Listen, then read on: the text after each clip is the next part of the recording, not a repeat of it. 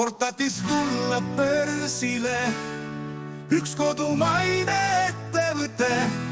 Pakkumisel olid aktsiad tal ja neid oli tuhandeid. Peagi saabub märkimispäev ja tasutud saab investori vaev. Üks päev, kui kasum on käes, tuleb oodata uuti poolt.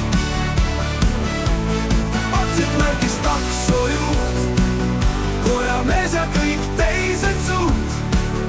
Kuniks sai üle märgitud päris mitme milku eest. Peagi saabub kauplemispäev ja investor oma kontol kasumeid näeb. Üks päev, kui kasum on käes, tuleb oodata uuti poolt.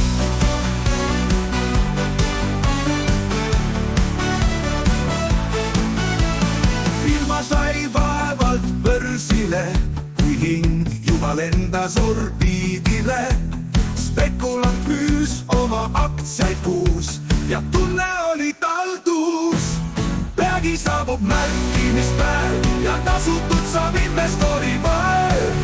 Üks päev, kui kasum on käes, tuleb oodata uuti poolt.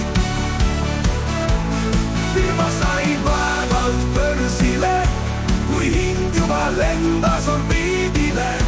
Spekulant müüs oma aktsiaid puus ja tunne oli tal tuus.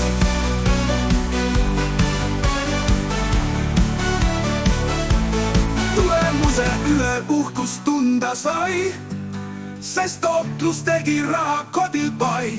Järgmisel liitpool ka hästi läheb, sest kõik on ainult tõusvad tähed. Peagi saabub märkimispäev ja tasutud saab investori vaev.